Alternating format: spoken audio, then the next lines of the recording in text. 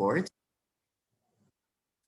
And with a great welcome to all of you. Thank you for joining today. I think there is so many securities that we've been talking about these days in sense of security of health, security of jobs, health security, industry securities.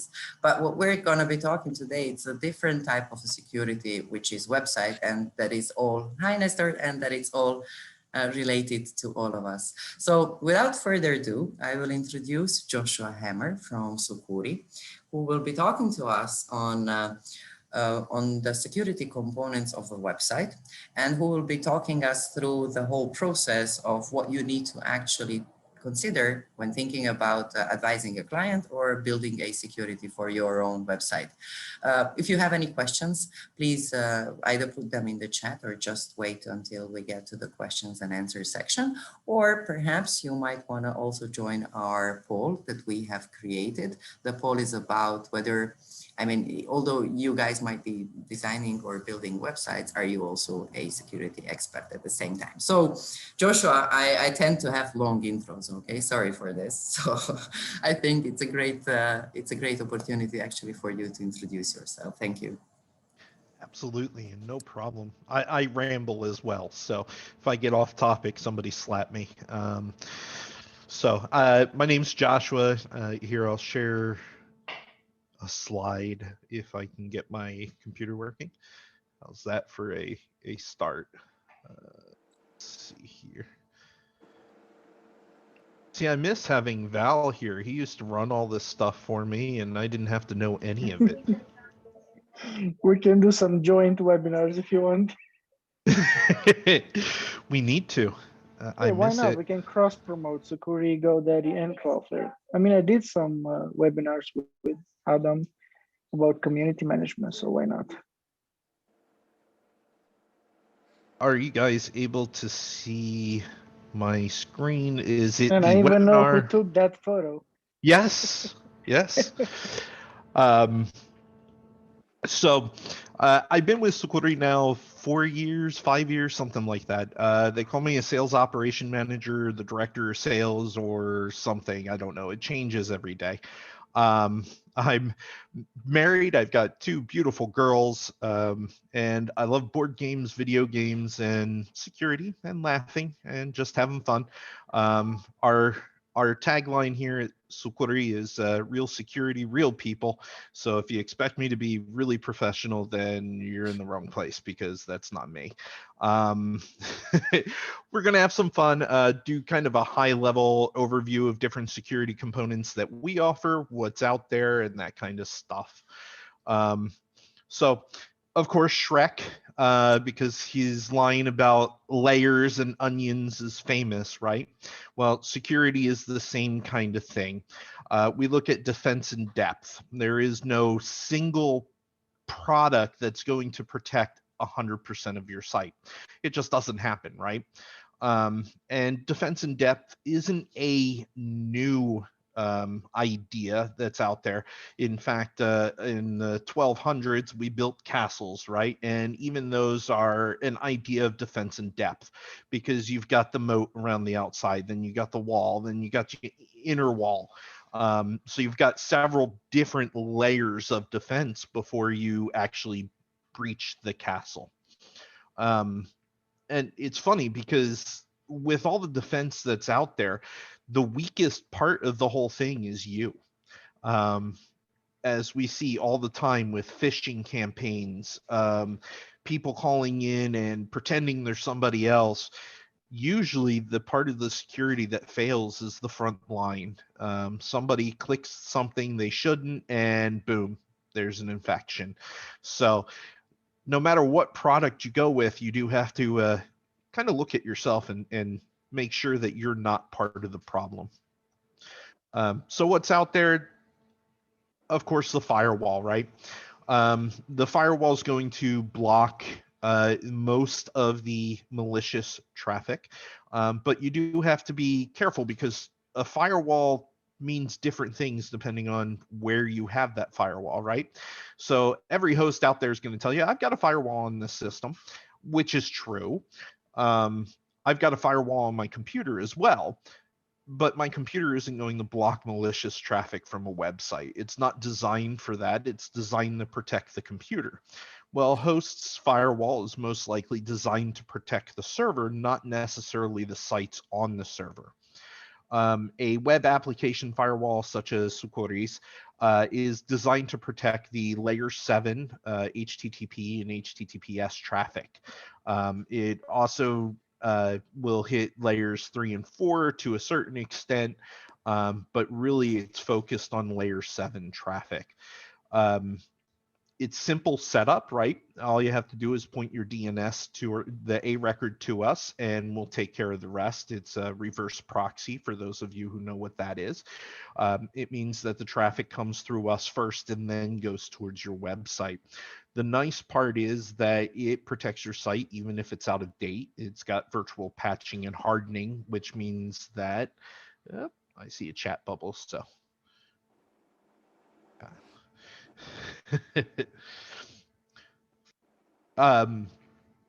So the virtual patching, what it does is it patches a website even if your site is out of date. In fact, some fun numbers, Sucuri's firewall blocked around 95% of 0 days without us having to actually change any rules on the firewall, which is always a fun number to look at.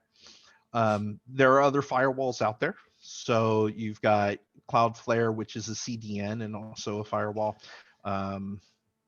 God, I'm blanking for some reason for others, but there are a ton of them out there. You can also, there's open source ones out there if you want to really dive deep in there and set up your own rules. If you don't, then we understand. That's why we're here. We've got the rules set up for you. But this is just one layer, right? So if you've got a firewall in there and something gets through, you're looking at a separate layer. You want to monitor the site. And when we're looking at monitoring, we're not looking.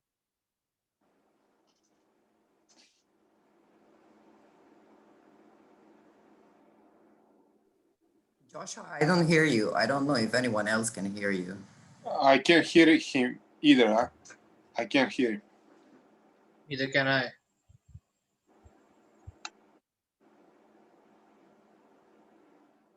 Something wrong with the Joshua security. Okay. Can you hear me now? Yes. Yes. Yay! Sorry. Volume went out because my headset died. See what happens in a wireless area? So when I was talking about monitoring, when did I cut out?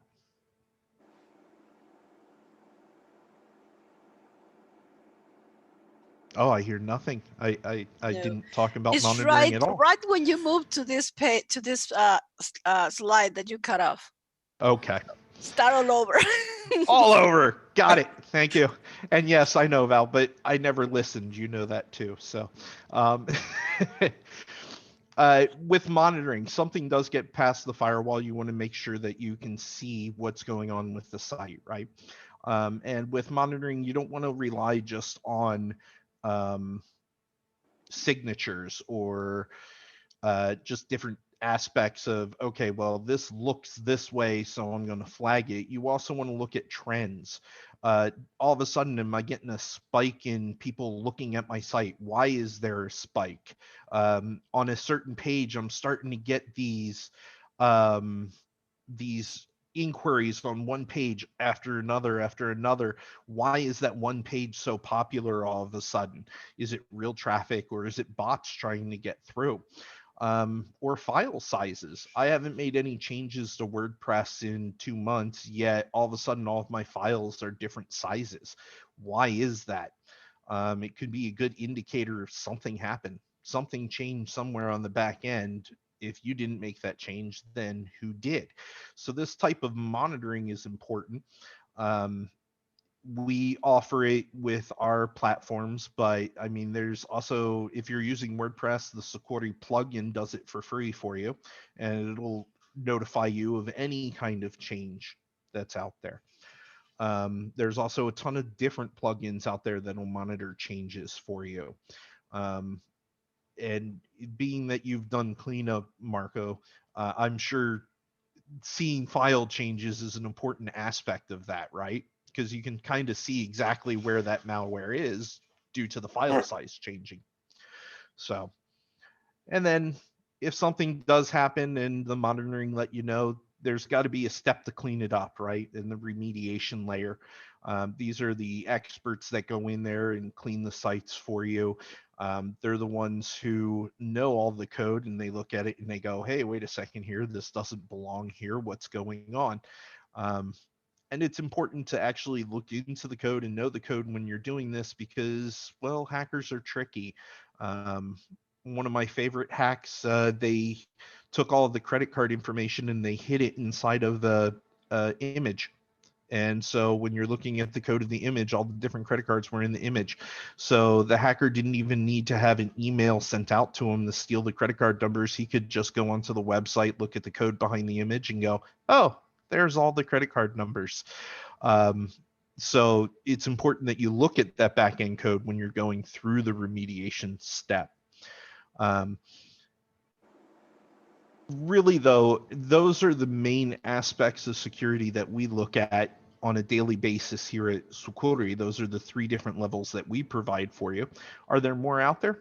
Absolutely. You've got SSLs that are out there. That's a different layer, and that's for the in-transport of the information between 2 places. I think SSLs are interesting because Google's been big on SSL right now. And they tell you your site is more secure with an SSL, which it is, but is it the only part of security? No, it's just one small section of it, right? But I'm more curious about what kind of questions you guys have. What questions come up on a daily basis that you guys get into, and what may I possibly be able to answer for you? Wow, now the hard time comes. So, so who's gonna do the first? I have a couple of questions that I would like to ask regarding my website, but I would like to ask other attendees. Do you guys have any questions related to security? Like, is there a checklist what each designer or developer should have in mind when speaking to a client or trying to negotiate the deal? Or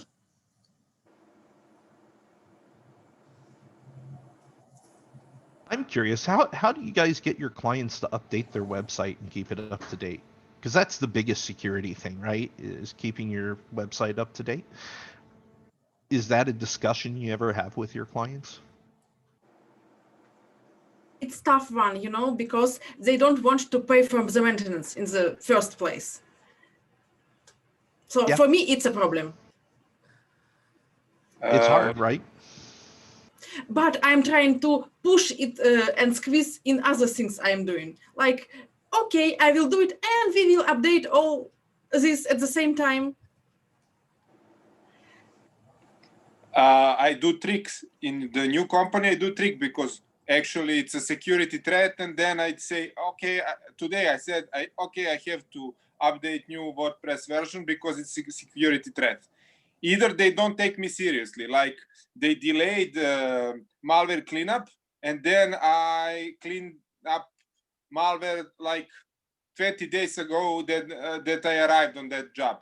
So it was really funny for me. And then they've been refused by Google for the campaign, and then they understand on the hard way. On the previous company, it wasn't a problem because it was package of our deals. So usually we've been maintaining sites for our clients, and it was part of membership. So it was fine, nothing to explain. Does everybody use WordPress as a platform here? Or you guys, because I know Magento is harder to update than WordPress is, so I know that can cause issues. I'm using now Shopware, the German thing, but I can't speak about security in Shopware for the moment. This is like new thing for me. I'm learning this now. You know, most of my clients went for me before of these malware problems. They went to me, I solved this problem, and I got them to maintenance further. So for me, it wasn't not so bad because I managed to solve these problems for this money. How long did it take you to clean up malware that you found on customer sites? I think I can manage it in 1 or 2 days. I assume one time was tough. I went through logs and turned out that I have a different time zone with the client. And I was Yeah, that still, will make it harder. yeah.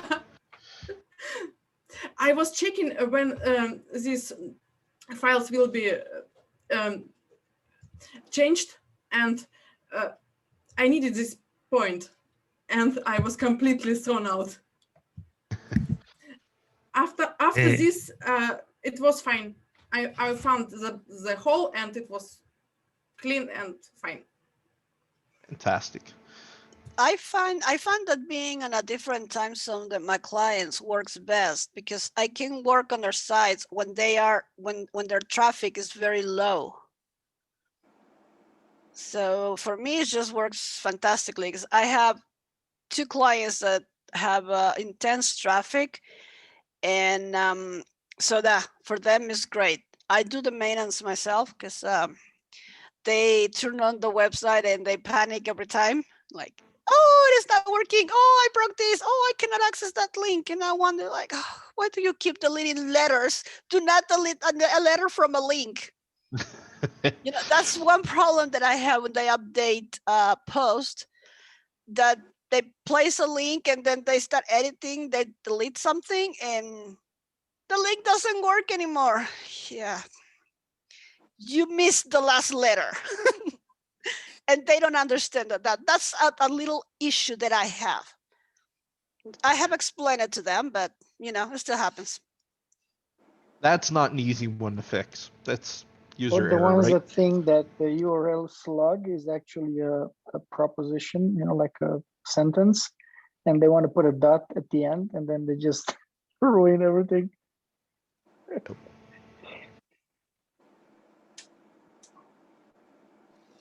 Hey, Joshua. Yes. Do you hear me? Yes, sir. So sorry for not being there before, but I was just changing some things here. Hey, it's nice to hear you again, and you, Val. Hey, It's very mister. nice Hey. to have you again here. It's a pleasure to hear you. Always a pleasure to be back. As you mentioned about the updates, and I always say that this is a pain point normally in our customers, because when I talk about the updates, you know, the sysadmin says, "Hey, if I update whenever the updates comes, I'm in risk of getting down my site." So it's the typical questions I face when I talk to people about that, and normally I answer saying something like, okay, so calculate the cost of being hacked, and you will get your answer. You get hacked, the cost gonna raise exponentially in comparison of just getting your site down for a couple of minutes or maybe hours or something like that.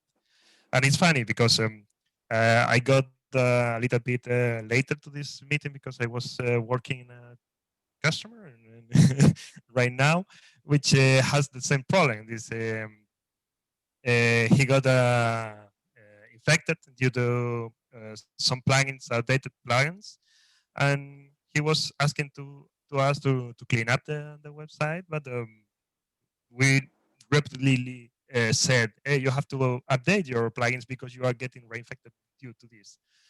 And the guy says, but I can't do this because I don't know how. And if I do this, I can get down my website and so on. And I just went ahead and updated them for him, because it just is as easier as just clicking on the update, but you know. And you doing this, the reinfection stops. And I was telling to the customer, see, keep in mind the importance of the updates, because when you update the website, the WordPress or the plugins or the themes or whatever, you override the maybe infected code with the fresh and clean code from trustworthy repositories.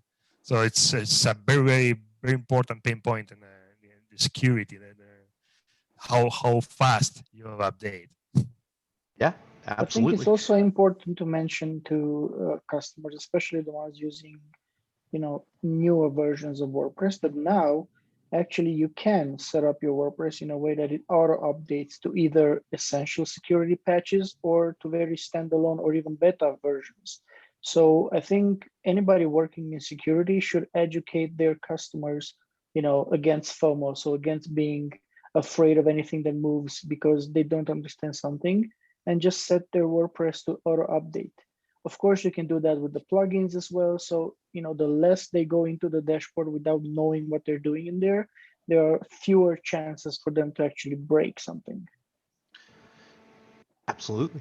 The way I look at these updates, right, is basically what a security patch does is it fixes a hole, but on the other side of it, it tells the world that there's a hole here. By the way, we have a security patch because we're fixing a problem right here. It's right here, guys. And the hackers can look at that and go, hey, look, there's a security hole right here. They told me it was right here. And if you don't update, then basically the whole world knows where that hole is. So what you're doing is shooting yourself in the foot by not updating that plugin or that WordPress or whatever, or Windows, or even your Apple and your Mac. Yeah, because it's just a grocery list of where all the infections can happen. And so if you reverse that, then I know exactly how to target a site. And it's not hard to do a web search to find out which WordPress versions are being used on a website. So it gives them a nice big old list to attack. Right? Yeah, I always say that also. And, keep in mind, guys, that the security patch comes after exploits exist. So normally, if there is a security patch, it's because there are hackers out there, computer hackers, exploiting it. Yep. And every time they fix one bug, they introduce two more. So we know we'll always have a job in security. We are human. We are humans. Yes. It's never-ending story, huh? It is. Like, no, it's always like mouse and cat, cops and thieves. Absolutely. And it's going to continue, right? And we would all love as developers to turn around and have these people be proactive and actually protect their stuff rather than having to be reactive. But let's be honest. Most houses in the world wouldn't even have smoke detectors in them if it wasn't required by law. Yet everybody's going to call the fire department if their house starts burning. So unfortunately, will always be needed for remediation because for some reason people don't like to protect what they have. It's not a thought. So like Joshua, like you said that, most people will not have smoke detectors unless it's a requirement. So that I can even conclude from that maybe cost is a concern sometimes. That some people feel that it's not really necessary, but then, when the damage occurs and when your whole building has fallen, then you realize, oh, maybe, a penny that I would have spent on that yesterday would have not led to such a big loss of me spending thousands of bucks now to get it made all over again and to recover all what I've lost. And a website is not just a social branding thing for my company. It's an asset which contains loads and loads of data, priceless data. It's a goodwill of my brand and reputation. Yeah. And how much money did you spend on SEO? Could you imagine having to re-spend all that? Because just cleaning up the hacked on the website doesn't fix your SEO ranking. Yeah, it can be too late. Yeah. In some cases, I told people that it's too late. They need to change URL and start from scratch. Yeah. And that's a huge cost. I have a question for you, Olga. When before these people, they were not willing to invest in security, right? So after this thing happened, did their mental setup actually change? Did they understand what was the problem, or? Most people think that I solved the problem and they will be fine. They don't want to continue to maintain, or if we have some something else to do, I am trying to push everything at once. But it's not always the case. They will sit for the next, waiting for the next one. True. Last year, I don't know if you had a chance, Kara Fedorov, also a colleague of Joshua and Nestor, held a talk on one of the WordCamps in America. How much does a hack cost? So if we put it in grades, let's say a hack of a blog is something different to a hack of an e-commerce store. So is there any point of explaining the customers or potential clients like the amount of the money and investment they would be losing, the branding, not to mention, and everything and all the previous work? Would this be the trigger to speak to them, or what's the trigger to speak to the clients to invest in security? You know, that's a good question, and one we're asked quite a bit is how do we talk to our clients about it? And one of the problems that we've discovered is that it's the whole attitude of, I've had this site for 1,000 years and nothing's ever happened to it. And so, you know, or the other one is, I'm just a small blogger. Nobody's going to target my website, so I don't need to worry about it. It's not like I'm some huge news media site. And what ends up happening is that I would say probably 3/4, if not more, of the hacks that happen out there are all done by bots. You're not targeted. It's just, it found the vulnerability, so it hacked your site. But why would they do that? It has nothing to do with how big your site is, what your site's talking about, any of that. They can use your site for millions of different things that generate revenue for them. They can use it to mine Bitcoins if they want to. It's still a resource that they can use that is not their own to make money for themselves. Black Hat SEO, right? Let's get your SEO ranking up. How do we do that? Oh, we get other sites to link to you. Well, there's the easy way to do that would be just to hack a whole bunch of other sites and then put your links in there. And now there we go. We've got good SEO ranking, even though we didn't really do it legitimately. That blog site is worth more to them as a infection point or as a bot than it is anything to do about your blog. It has nothing to do about you. And it's a hard conversation to have because the people just, they don't believe it. I can't tell you how many times we get told on a daily basis that we hacked the customer's website so that we could clean it up for them. That's a daily thing. And it's like, no, that's not how it works. I understand you're lashing out, you're upset, you got hacked, but I don't know if there was a magic bullet that I could point to that says this will make people believe in security, I would have used it. It's not out there. Everybody has different pressure points and different pain points. It's really what speaks to them. Having a product like Sucuri is kind of like insurance for some people. It may or may not ever pay out for them. They don't know. Because it's possible that they use our product for years and never once was a hack attempted. Mhm. So I don't know. It's a tough question. I wish I had an answer for you, but I really don't. Maybe someone else has an answer. I mean, is there anyone who managed to persuade the client who at the beginning did not want its security, but then with such great comments and the talk you gave to them, they said, yes, we want to do that. Is there any a positive story going on like that? Well, I can share my. Oh, sorry. Go ahead, Olga. No, it's me, Stella. Sorry. Stella. Sorry. Okay, so I can tell you one experience I had. A client of mine, a magazine, their website was hacked, like gone, completely gone. It took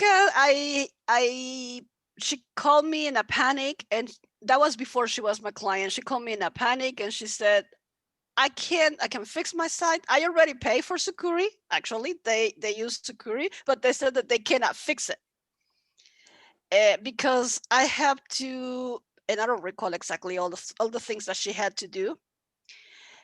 And she was not willing to do all of that.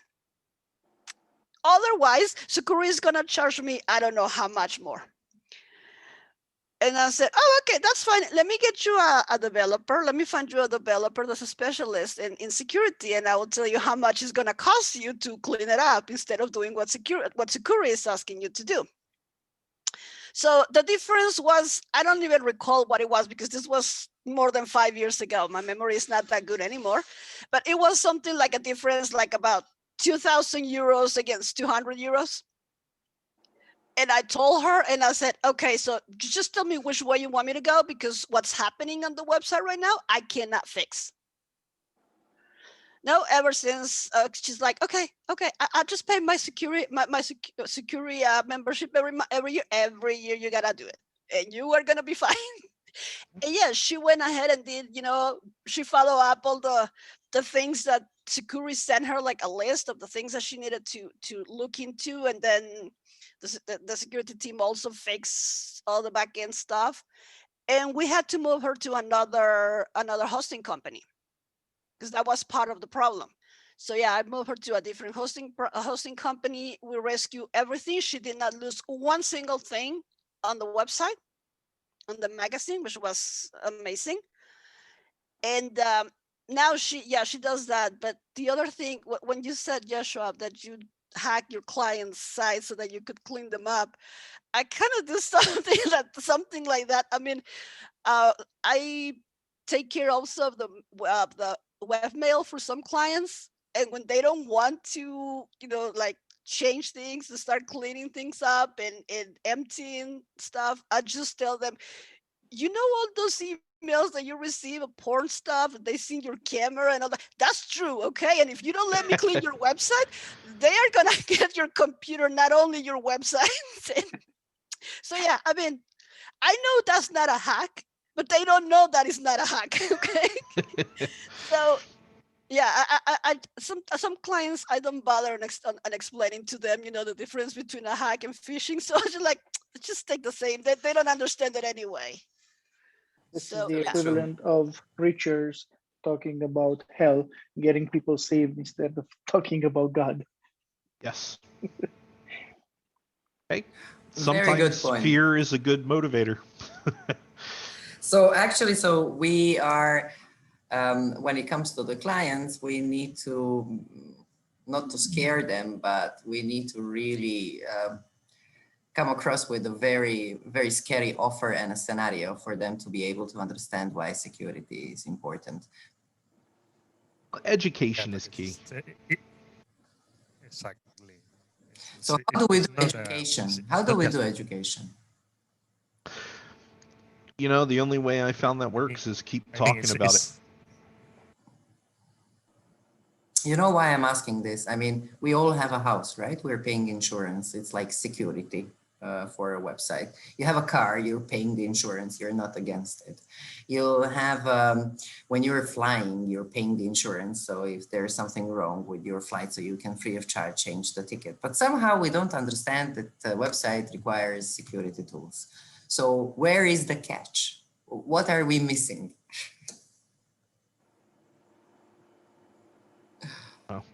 Common sense isn't common. Maybe that's what we're missing. And I have another question. Since you have a great database of clients, right? What did you guys did any analysis, like would people under 25, if they're clients, would they accept security more than people who are above 40, who perhaps don't have an idea about how the technology world functions, but they're able to, let's say, make bread and have their e-com online? Age point is not something we've ever actually looked at because it's not something we track. We track types of clients, of course, small bloggers, small businesses, large businesses, agencies. But yeah, age of our clients or location of our clients is not really a huge driver for us. So it's not something that we look at. I will say that mom and pops, small businesses tend to be more willing to shell out the money for the protection than larger companies. I think it comes down to a risk assessment, right? We know that a hack will cost us X dollars to clean up. How many years of security equals that X dollars, and how likely is that X dollars about to hit us ever X number of years, and which one is better?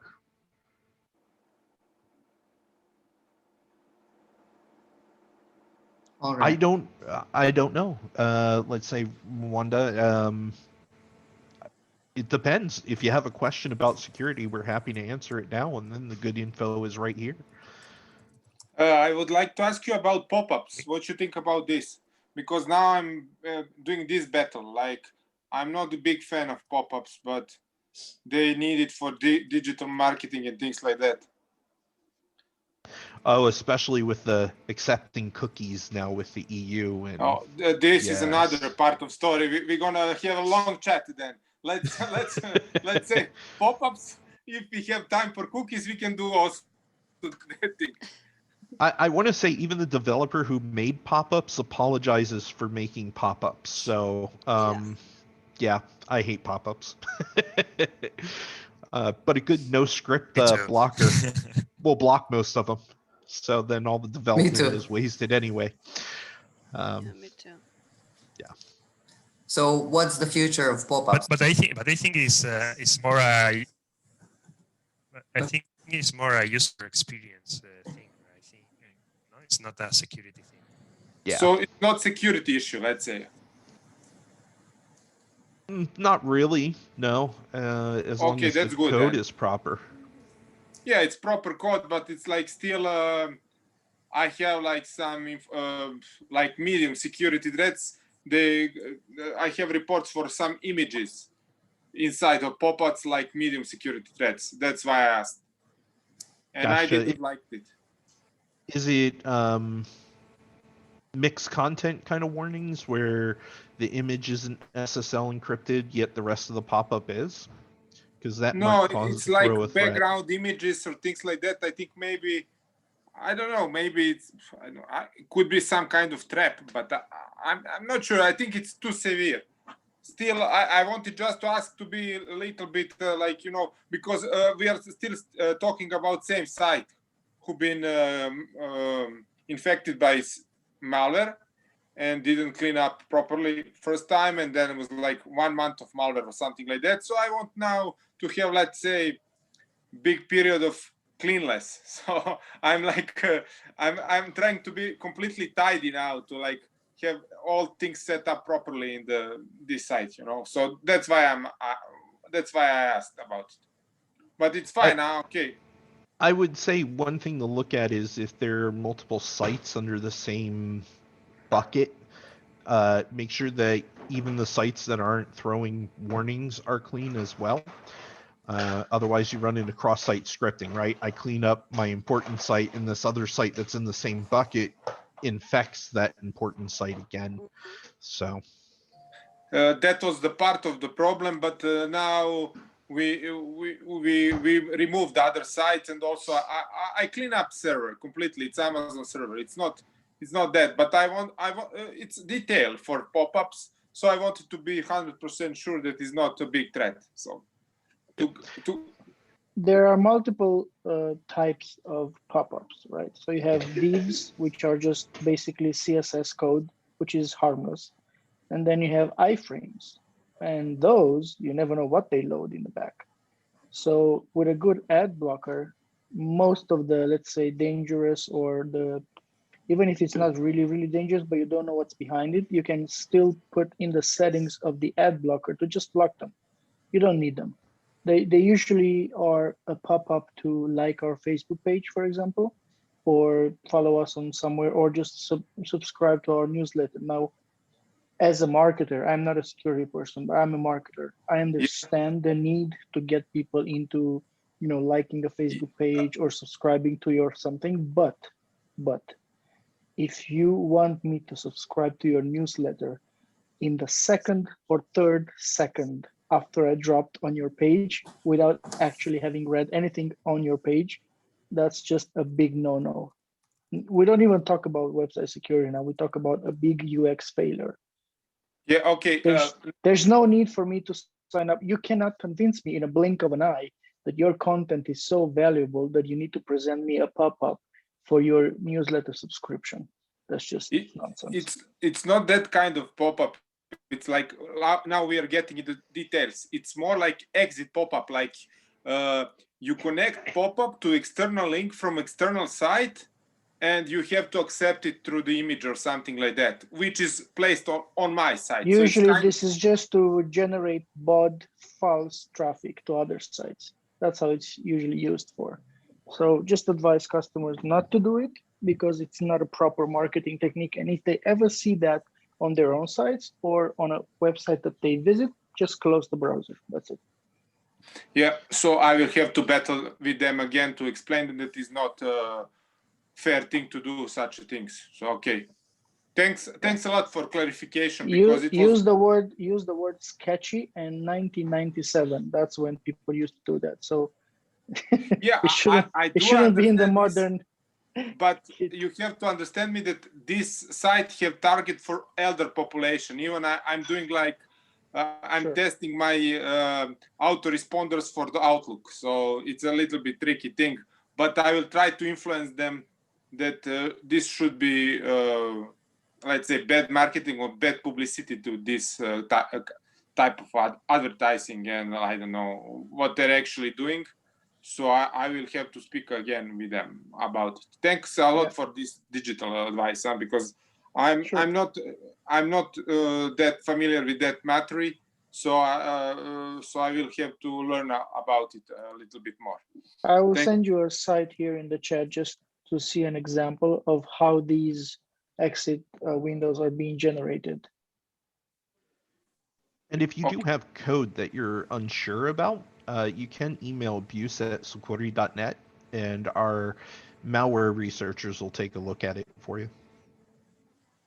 Yeah, I think it's secure because it comes site, but still I don't like the idea how they built it. You know, it's like, and it's also really old school for me either, because I know plenty of people who have ad blockers and they will simply block that kind of pop-up. But you know, it's client. You have to explain them because they are digital marketing agency. So it's, you know, you have to explain really why this is not good. It's like not just no. Marco, you can very simply tell them that just for the fact that the code is on their own website or maybe even written by their developers, it doesn't mean it is safe. You just said, oh, it's from our site, so I'm sure it's safe.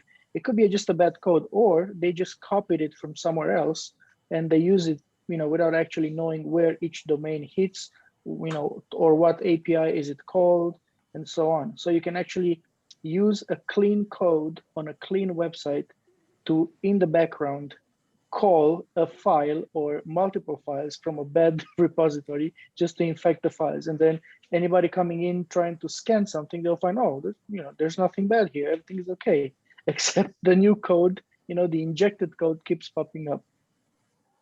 Okay, because it's plugin where you are creating exiting pop-up, which after represent when they click on the button on the website. So it's like, it's kind of tricky thing, but okay, we can talk about details, but I think that other people also have some questions. So I'm pretty much sure how I will talk now with them and how far I will go with my, let's say, exploration and investigation to improve my arguments, to present them that is not so good thing to do on the website. I just dropped the website in the chat, as I said. So that's one site that people use to generate fake traffic, and to generate it, they have to load scripts, which are most likely what you're talking about. Okay, thank you. Or SVG upload by default, is it really so risky? Like Nestor said, it's a huge attack surface, right? Basically, it's an XML file that will will anything that's inside the XML file. So if I can inject something into that file to have it run, then I can have it run whatever I want it to run, and it won't really look at it. So it does add a huge area of attack for the site. So I guess the answer would be, yeah, it is kind of risky. Wow. Okay. Then I should. Just using SVG all the time, and I am allowed to do it because I need it. I need them, these files. So I wonder, possibly, if I know what I am actually uploading, and I am, so it's quite nice. But possibly if it's a security problem with editors who can write to upload things. Yeah, but you can also use injection attacks to make the file believe that it was in there in the first place, I guess you could say. So let's see how to explain that.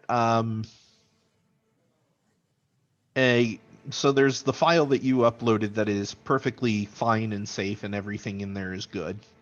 But me as a hacker knows where that file is. I can kind of tell the computer, okay, pretend that this line of code is in that file. And now the computer is thinking, oh, this line of code's in that file, so I'm going to run it too. And it runs even though yours was perfectly fine. Me as an attacker has injected something into that file that's not good. Does that make sense? Yeah, possibly, but you need to have a hole in the first place. True. That is true. It's just one more, you're looking at a surface area, right? If your surface area is the size of a needle, it's hard to hit. If your surface area is the size of a dartboard, it's a lot easier. Yeah, but if I will be seeking this problem in this SVG, they will be quite clean, and I will be very surprised, and it will be very difficult to find this hole. Yep. It's true. It is true that if the code is good, then you're fine. But overall, is it risky? Yeah, sure. SVG can be risky because it is basically an XML file. I know that editors most of the times are completely careless, really careless. They can upload anything and they don't bother with image sizes, etc., and they copy paste from all over the world. Yeah. There's the old joke that oh, what is it, Nestor? I'm going to mess this up, but somebody asks for help and instead you give them the code to delete their entire file structure. And they're like, hey, why did that break it? I even know who did that, but I'm not going to say because he left the company. Yeah. Yeah. So, I mean, yeah. No site, no problems. Yeah, exactly. You know, it's gone. No issue. But yeah, so. At the end, we should think that we have some things in our mind, but attackers has others. So we normally think about in the good part of the things, but they are thinking in other things. So in the protection side of the equation, we have to think how attackers think. So we have to defend ourselves. Talking about SFG, it's a great tool, but it has to get some iterations in order to make it safer for future. You know, it's interesting because one thing Tony always used to say is that usability and security are on opposite sides of a spectrum. The more secure the site is, the less usable it's going to be. And the more usable it is, the less secure it's going to be. And you got to find that balance, right? I personally, I can't stand 2FA. It bugs the hell out of me. I hate grabbing my phone every time I try to log into something. It annoys me, but it's a lot more secure. So where is that usability security balance for you? That's what you've got to find out. Where is it for you and where is it for your customer? Where can you put it that makes them secure from most of the attacks, but still gives the user a pleasant experience of usability? Well, from my experience, let me tell you, do not mess up the Apple 2FA. Okay, so because you're gonna stay locked out from your account forever, almost. Oh yeah. That happened to me a month ago, and I was like, man, I thought it was my funeral that day. I wasn't sure what was going on. But to continue the story with security, I will not start with a very hot topic from the previous weeks and months, which is the attacks through contact forms. Actually, could you say something more about that, Joshua? Because that's also a part of the security attack. When you say attacks through contact forms, are you talking about injection attacks through there? Correct. Where they, okay, yeah. So basically where a contact form, there might be some broken code in there. And rather than put information in there, what I'm doing is I'm putting a symbol in there that allows me to continue putting database information. So a SQL query, since these contact forms load into your database, right? There's already SQL queries built into it. Well, now rather than filling out the form, what I'm doing is I'm injecting code to have the form send me information about what's inside the database. And usually you'll see that the file starts, or the code that they're entering starts with a bracket or with a slash or something like that. And an easy way to prevent that is by putting in rules about symbols on your contact form. What kind of symbols do you allow? Because how many symbols do actually need to be in your contact form? Do you need periods and slashes in your contact form, or can you block those? Because that will prevent a lot of injection attacks. Thank you very much. And perhaps maybe we can mention the security of themes. I mean, there's like maybe you can just give a couple of sentences on that, because there are so many different layers where security could be actually endangered. So let's talk about themes. And there was so many cases in the past about it, right? Oh, absolutely. I mean, themes are just another layer of code, right? Anywhere code exists, there can be an attack. I think one of the biggest ones is plugins or themes that you bought off of the WordPress site that nobody else is using, or themes that never get updated, right? So, hey, this theme hasn't been updated in 3 years. I'm sure it's safe. Yeah. Probably not. But the more popular themes tend to be safer because more people have vetted it. Does that mean they are safe? No, not necessarily. They're just safer. So. And also, I mean, how do you guys working in security, where do you get information? Which websites you consult daily, like to check on what's happening in security world? Is there something that you could also advise to our attendees, what we can read?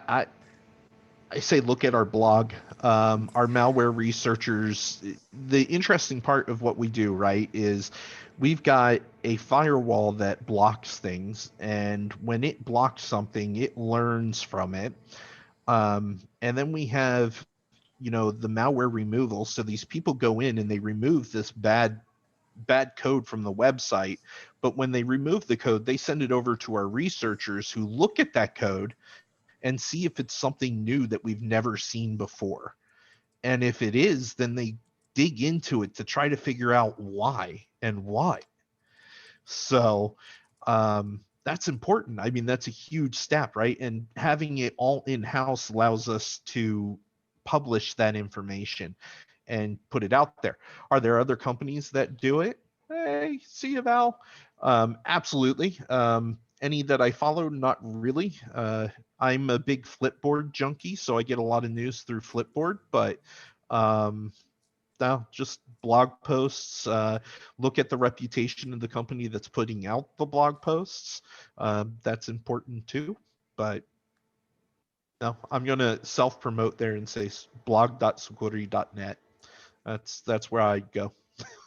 It's nice. It doesn't matter. It's not a. I don't think it's a matter of branding at the moment. I think it's a matter of at least a useful source of information when it comes to security of websites. I mean, most of the people who are building websites or designing those for their clients, they're using more or less similar or what they got accustomed plugins and themes and stuff. So it's really good if they can read from somewhere or at least get a notification or RSS feed. Is there a website that gives like an RSS feed if something is down? Like I mean, you will get probably hundreds of RSSs during the day, but in sense of security attacks, I mean, that would be also great to get this information.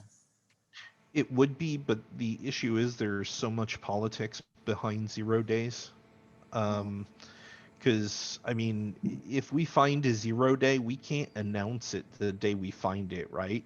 Because as soon as we announce it, we've announced to all the hackers, hey, there's an attack vector here that nobody's blocking.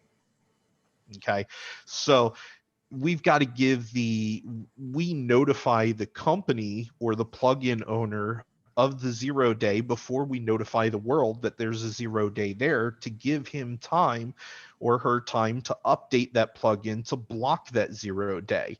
So an RSS feed would be 2 weeks behind anyway. All right, I got it. But even though he's like fixing the problem, the attackers can still do their job because he still didn't fix it, right? Correct. And that's why 0 days are important to block. Is that the reason then to have a static website? No, not even a static website. That's the reason to have a firewall, right? Because the firewall is going to be able to block most of those before they even are noticed. There was a large 0 day that happened in September of this last year that affected hundreds of thousands of WordPress sites. And off the top of my head, I can't tell you exactly what it was, but I can tell you everybody that was behind the firewall was already protected from it, even though we didn't even know about it. It was being blocked before anybody even knew about it. So a firewall will help you out immensely there. For the people who have fear of updating their websites because it may break something, a firewall is going to help you because guess what? The firewall thinks your website is up to date. We pretend that it is. And if an attack vector comes in that targets that security patch update, the firewall is going to block it and it's never going to get to your website. So firewalls. And it's learning continuously because, all the knowledge the analysts gather through the experience is just putting in the firewall rules every day. So I can't stress the firewall enough, and it kills me because on our side, not on the GoDaddy dashboard side, but on our side, when you buy a product, it includes the firewall, period. You can't buy malware removal without the firewall. It comes with it. Yet 50% of the people never set it up. They purchase the cleanup, they purchase the malware, and we give them the firewall for free, and they never use it. You know, sorry, when I'm ordering hosting for a client, for instance, it looks for me this firewall option looks like they're trying to get some money in addition without anything to do.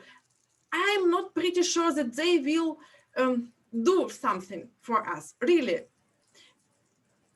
It's possibly they need to change something in appearance and make it clear what it's actually all about. It looks like just, security for your phone if you will broke it, and you will not get, they will never pay you if you will broke this one.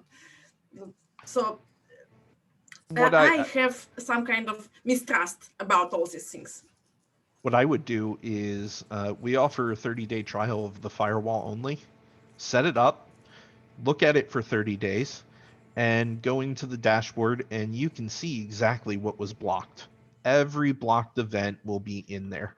And I guarantee you, after 30 days, there will be a lot of blocked events. Most of them will be harmless blocked events, such as bots that are trying to scan your site that we won't let them. But I actually think from a marketing standpoint, our firewall actually does a fantastic job because it even tells you what percentage is on what browser or what operating system. So it'll tell you that this website had X number of hits from mobile. So 50% of your website traffic comes from mobile. I think that's a fantastic amount of information as a developer to have, right? I need to start working on my mobile platform a little bit better. Or for some reason, 80% of my website comes from Internet Explorer. I didn't know 80% of people used Internet Explorer anymore. So maybe I need to optimize my site better for Internet Explorer. And that's not even security. That's just information that's provided from the firewall that I always think is downplayed. I think it's amazing information. But to answer your question, the only way I can convert you is to have you try it. And I'm willing to do that for free. There's a 30-day trial. Go and try it out, take a look at it, and then you can see for yourself what it's actually doing. You'll find that it also speeds up your site because the firewall is also a CDN. So double bonus. All right. Okay. So It's pretty convincing when you can actually see and test everything before you are Just, like paying in advance. just let me add that I know how the firewall works, and I always try to explain it as a washing tunnel. So all the connection goes through the washing tunnel, and they get all the, all the shit is just dropped down, and all the good traffic just pass through the tunnel. Also, I compare this in like an umbrella. You're not going to the work when it's raining without an umbrella. You need to protect from the water. Sometimes it's just bot traffic, which is very important to get blocked as well, because there's a lot of traffic that is hitting your server, which is not needed. So it's for me, I am with Joshua. I can't stress enough how important is the firewall. Yeah, especially if you're on a host that's charging by traffic. A firewall is going to save you so much money. So Exactly, much money. Another thing. Because there are a lot of hosts that charge by traffic, right? So if they're charging you by traffic and we block 50% of all the bots that are hitting that site because they're bad bots, that's a savings in money that you don't have to pay that host now. I remember a customer that accuses us to false the output of the firewall because in the very beginning of the moment he activated it, he started to see a lot of blocking IPs, and the list grows a lot, and they came from China, Russia, a lot of countries around the world. And he was saying, hey, this is not true. It's impossible that all these people knows my website. It's just a, I don't know, a eating food store or something like that. But it's pretty interesting just to activate and just take a look about in the blocking list, because it's gonna get growing in the very first moment, and you're gonna be very, very surprised. this is awesome. I think now's the this month of February. I will call it now converting Olga. So let's see if we will be able to convert Olga to trust firewalls, right? And to understand. I had a bad experience. One of our biggest Russian company, Yandex, was announcing malware scanner. It was big presentation. I downloaded and I tried it. I had files with malware. and they didn't catch a thing, even one. And they was complaining about script which was perfectly fine, eval function. So I was so angry. This product died. They didn't manage to make it work. Really, one of the biggest companies.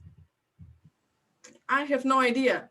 Yeah, but keep in mind that the scanner gold mine is the knowledge behind it. So if you just start a company or just you start to create a scanner, the most probably a scenario is that you're not going to take the most of the threads at the beginning. You're gonna take a lot of time before, because you're gonna get a lot of customers angry. Hey, you didn't got an evil function, which is the basic of a malware code. So they're gonna just review the code. They're gonna add the evil function and so on. So the scanners, the most time a scanner is in the market, most probably they have better rules for detecting. So a new company about that normally we will have these kind of problems.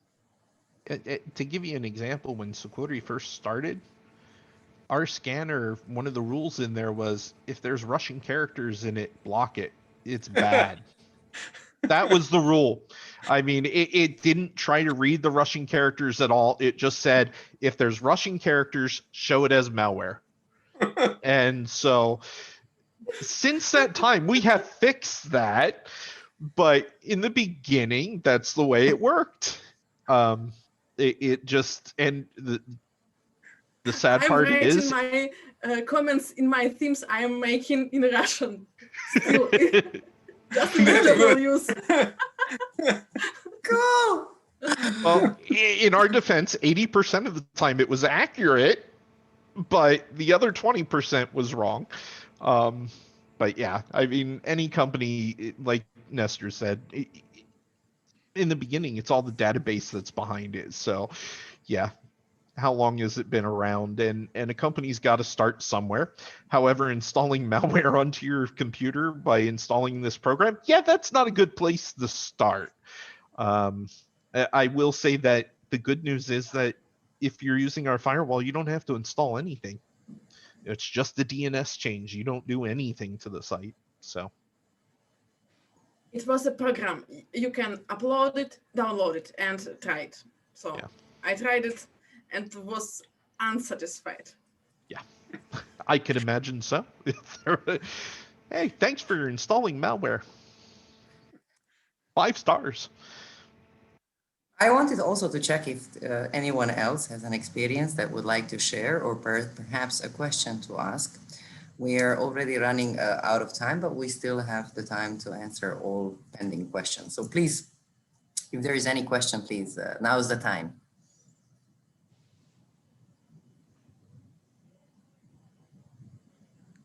Well, all chat is recorded, right? Because I will search for the site that person sent me after we finish the conference. Would you like to try to save the chat now? Because now you can go into the chat options and save it. Yeah, okay, let's try it because I'm on my iPhone, so it's like...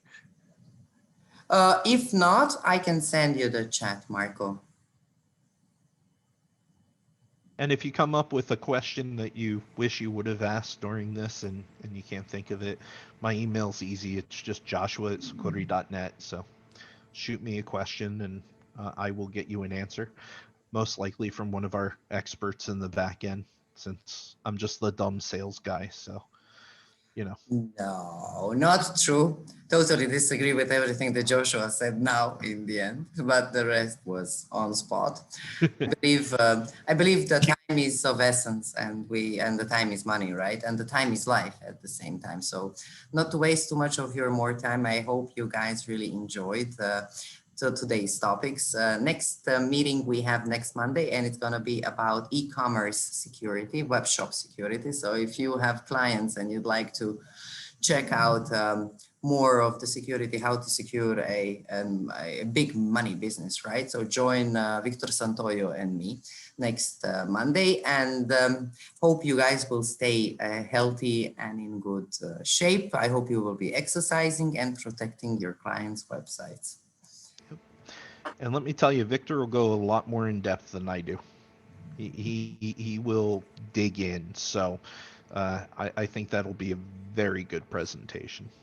Well, no problems at all, because just the Monday after that, you and I will be speaking about another type of security. So thank you very much for joining today. It was really like anytime. Please subscribe to our events. Check what you really like to listen about. The month of February is dedicated to security, so we'll be talking only about security. If you have any questions, I'm gonna put my email as well in the chat. So you might wanna ping me for a recording or anything that might be good, or maybe you can suggest the topic that you would like to for us to find the speakers or anything. So please, it was. I'm not able to write my own email. Sorry. I'm trying to do that. It didn't work. Too many D's, double D's, and I just got confused while talking. You cannot do two things at the same time. So join us next week. Thank you very much. It was really a pleasure having you. Anything else pending, we're here, and see you next Monday. See you. Thank you. Bye-bye. Bye. Good night. Thank you. Bye. Bye. Bye.